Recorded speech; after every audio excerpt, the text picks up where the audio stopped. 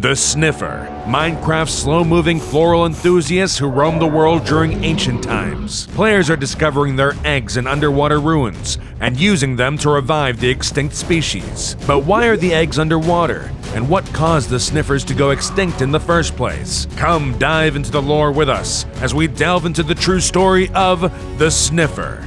The humble origins of this majestic species start a long time before their current revival at the hands of enthusiastic players. Large fossils indicate that these furry beasts have existed since prehistoric times, when giant mobs ruled the world. But how did these gentle creatures survive in such a savage and primal time period? Archaeologists have discovered that Sniffers of that time, however mostly the same, had some key differences from the docile variants of the modern era. Sniffers of that period would have been much larger than they were today. Fossils suggest that they were even comparable in size to famous mobs, such as Colonia and Megadiptes. Not only that, but they would have been more aggressive as well. With their sturdy structure, Sniffers would have faced predators head-on, snapping at them with their turtle-like jaws and body slamming into them with a dizzying amount of force. Sniffers did face their fair share of danger, though.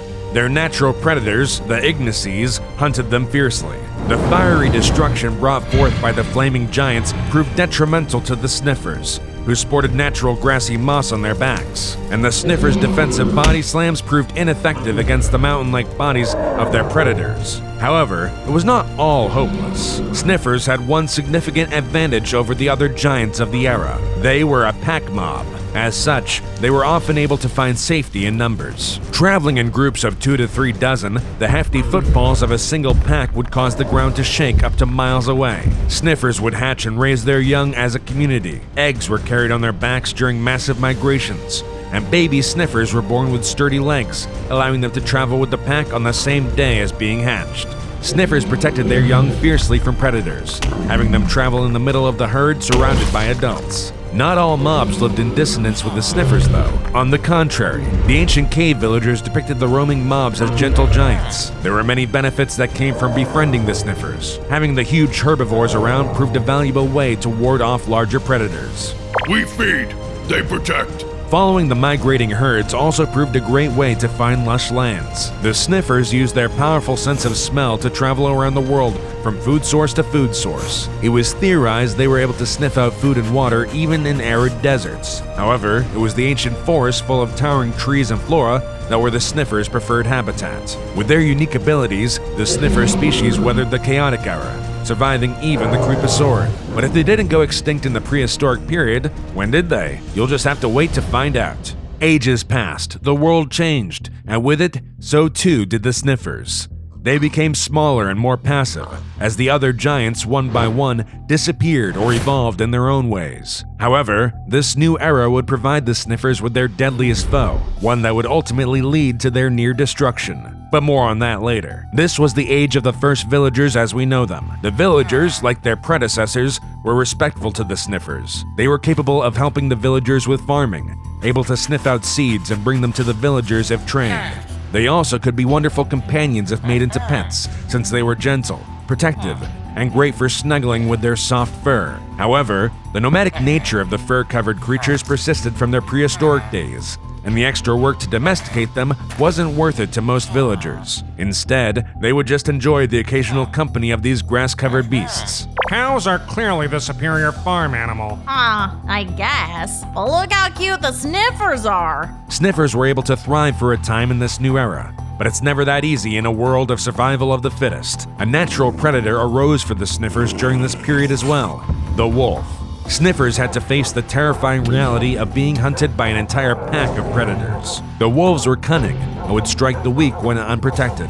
They would relentlessly chase their prey through the forest and over large distances to bring down just one of the Sniffers. The hefty, sturdy Sniffers made for a meal worth the effort. On this particular evening, a young Sniffer was caught away from its pack. Trying with all its might to flee the faster predators, it still couldn't prevent itself from being surrounded. As the wolves moved closer to their meal, adult Sniffers burst into the scene to protect their young. With furious body slams, they sent the hungry wolves fleeing. To simplify, The Sniffers living in their own packs kept their losses to a minimum. Much more troublesome for the Sniffers were the zombies that came at night. The unfeeling monsters would attack the eggs of Sniffers unprovoked, just as they would turtle eggs. Protecting their clutch, Sniffers would often engage in battle against the undead attackers. Over time, however, Sniffers began to develop an unlikely defense against the zombie. By digging their heads into the ground, the Sniffers became indistinguishable from a regular grass block to the unintelligent monsters hunting them. Using this to their advantage, Sniffers would sleep in a perimeter around their eggs to form a barrier of blocks to keep out unwanted assailants at night. With this, the Sniffers overcame another hardship.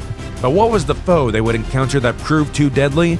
It was none other than the ancient builders. These early builders, not sharing the villagers' views on the Sniffers, hunted them down. This act proved to be only the beginning of the Sniffers' hardships. As you might have already guessed, this time period was also the era of the rise of the ancient builders. During this time, the builders banded together under strong leadership, allowing them to grow in power. Unfortunately, this ended up spelling disaster for our large-snouted mobs. After the first builder had brought back a sniffer from their hunt, the hungry citizens cautiously made a dinner out of it. The sniffer meat would overnight become recognized as a delicacy. To the builders, the meat of the sniffers was unparalleled in taste. A demand for more sniffer meat spread through builder settlements like wildfire, and opportunistic hunters saw the chance to rank in money the likes of which they had never seen. The ability to make food wasn't the only reason they were hunted so eagerly. Sniffer pelts were sturdy, soft, and warm. Tanned, they would make superb leather armor. And treated, they could make designer rugs or blankets. Additionally, the bones of the sniffer were very sturdy. Weapons and arrows made from them were as strong as steel, and crops given sniffer bone powder saw unprecedented yields. The bottom line, hunting sniffers led to a plethora of benefits for builders. The sniffers proved easy prey for the zealous hunters. Slow-moving beasts were easy targets to well-trained fighters. The snapping jaws and body slams were easy to avoid if you knew they were coming. The sniffers' numbers didn't help them, as hunters could easily divide and conquer. Sometimes the hunters would outnumber the sniffer herd regardless. This small herd had met the unfortunate fate of becoming the target of hunters. Pairs of builders had been tracking the sniffers for a while, eagerly picking off a couple at a time in the hopes of a nice paycheck. One group observed their prey from a distance as they laid to rest. The sniffers, having buried their bodies to appear as normal blocks, could not fool the hunters. We finally caught up to them. Yeah, now comes the fun part. Suddenly, they ambushed the sleeping and unaware sniffers. Yelling loudly and launching a volley of arrows at their prey, the hunters successfully created chaos amongst the pack. Some sniffers went to fight the hunters, while others began to run away. Having already been weakened by arrows, the hunters were able to draw their blades and dispatch the few sniffers that approached them. For the rest, they efficiently handled them from a distance. Only one member of the herd survived, a young pup hiding behind the bodies of her parents. The hunters approached it, eager to claim the bodies of the hunted. Would today be the end of this young sniffer as well? Shockingly, help came from the most unlikely source. Other builders swooped in to protect the baby from the hunters. Not today! These builders were none other than members of BASH, or Builders Against Sniffer Hunting. BASH was a growing organization founded by builders motivated to protect these ancient mobs from reckless slaughter. The group's leader, a man by the name of Isaac, had fallen in love with the grass-covered beasts and banded together with like-minded individuals. BASH preached that the excessive hunting of sniffers was cruel and unbecoming of the Builders Guild. They advocated the benefits of keeping sniffers alive. Their powerful noses could sniff out rare plants and seeds for farming, or be trained to use them as expert trackers, even being able to locate elusive warped and crimson forests in the nether. They were also great companions. Strong and sturdy, the sniffers were reliable beasts of burden, and any household would be lucky to have these gentle guardians around for protection. This issue created an unprecedented rift in the builder community. BASH and the hunters butted heads, not only in the debate halls in town, but with weapons on the hunting ground. They grew unable to tolerate each other's existence to the point where the builder leader, Steve, had to step in and stop the fighting. However, Steve, not wanting to pick a side, stayed neutral on the matter, and the fighting continued. If Steve had known that he would come to rely on the help of these sniffers in the near future, maybe he would have acted differently. You can see Steve's endeavors with the newest mobs of Minecraft in The Story of Giant Steve on this channel, so don't forget to subscribe. Only 6.9% of you are currently subscribed, so it would be a big help. and keep you up to date on the rest of Minecraft's lore. Years went by, and the issues stayed largely unresolved between the two groups. Even when it became normalized to have Sniffers as companion animals, the hunting did not stop. Isaac, as the leader of Bash, helmed the projects that created large wildlife reserves for the Sniffers and facilities to help injured Sniffers recuperate and rejoin the wild. Despite their efforts, the low birth rates of the Sniffers caused a steady decline in population over time. Sniffer eggs took a long time to hatch, and the number of eggs that a pack would protect and travel within a year was always limited to 1 or 2. On the other hand, with the unstoppable threat the persistent hunters posed to Sniffers, the amount of kin a herd would lose each year was more than what was replaced. As generations came and went, builders started to move on and forget about the Sniffers. Most builders alive had never even seen a Sniffer, so why would they care? The demand for hunting Sniffers dwindled, but the desire to capture a now rare species kept the threat alive. Bash, on the other hand, disbanded entirely. Too few members led to the organization's eventual collapse. However, Isaac never gave up. Even in his old age, he still loved the Sniffers as the magnificent beasts they were. I will not let this ancient species disappear due to our own barbarism! Isaac was a respected intellectual and builder community leader, but he could not look past this issue. He had decided it was time for him to withdraw from society. He wanted to focus on the preservation and study of the Sniffers, and being away from distractions would help.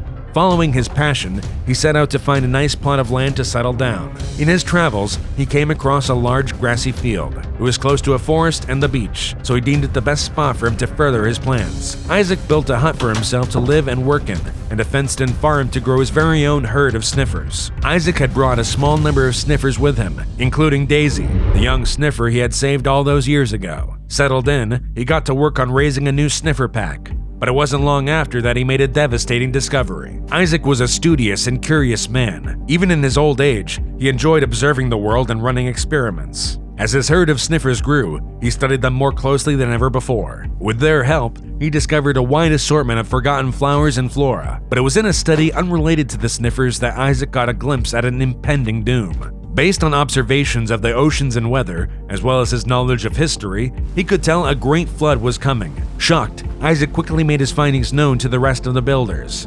Unfortunately, in his absence, his reputation worsened to that of an old man with a Sniffer obsession. Even those who did believe him weren't worried. We've had floods before. How would this be any different? Dismayed, Isaac returned to his hut. The builders wouldn't listen to him, and honestly, the ones that needed his help most were not them, but the Sniffers. It had become clear over the years that Isaac's acts of preservation might be the only thing keeping the species alive. Because of this, Isaac devised a final plan. Before he could see his plan through, his small herd of Sniffers was confronted by trouble. Late one evening, a knock rang out from Isaac's door. As he went to answer it, 3 brutish men forced their way into the hut. They demanded that he hand over the Sniffer eggs. We don't want to have to hurt you, old man, so don't get in our way. These men wanted to sell the now exotic eggs to collectors for a fortune. With weapons drawn against him, Isaac could do nothing to resist the thieves. He knew if they messed with his research now, that it would be the extinction of the Sniffers. All hope seemed lost as one of the men started to grab the eggs from inside. But suddenly, with a defensive roar, Daisy burst into the hut. Determined to protect her unborn young, she bit at the legs of the man, nearly chomping them off. The thieves turned their weapons on the old Sniffer as Daisy quickly body slammed another one of them. Isaac wasted no time while they were distracted to grab his crossbow, shooting the third thief in the shoulder. Injured, the thieves ran away without their ill-gotten gains. Unfortunately, the short scuffle proved deadly for Daisy. The mother Sniffer had sacrificed herself, and Isaac was not going to let it be in vain. The weather grew progressively worse as Isaac toiled away for days. Soon, the ocean water lapped at the sides of the hut. The remaining Sniffer pack had to seek shelter inside. Isaac knew they would most likely die, just like himself during this catastrophe. Isaac's final plan he had been working on was to modify the Sniffer eggs to be able to withstand being underwater. Modifying their genetics, he worked to make them enter an almost hibernation-like state, where, if reintroduced to a favorable climate, they would hatch, even if years had passed. Ultimately, he made it so the Sniffer eggs could survive the flood. As the water started pouring into the hut, he finally succeeded. Or at least, he hoped he did. Unfortunately, there was no time to test if it worked. Getting into a boat, he quickly took his remaining eggs and sailed to various Bash facilities made years ago. Already, some of them were succumbing to the raging waters. Isaac stored away the eggs that he could. As lightning crashed and rain fell heavily, Isaac could see the great tsunami wave coming. Swimming up to him were the remnants of his sniffer herd. Isaac closed his eyes, happy, knowing in his death he had saved an entire species from extinction. Decades passed, and with the disappearance of the builders, so did all knowledge of the Sniffers and the flood that wiped them out. This was the age of the players. On a typical day like any other, a player was exploring underwater ruins when he discovered an egg he had never seen before. Putting it down on the beach, it surprisingly began to hatch. A large-nosed mob popped out, covered in red fur and with a green grassy back. Word spread amongst the players, and soon many were hatching their very own Sniffers.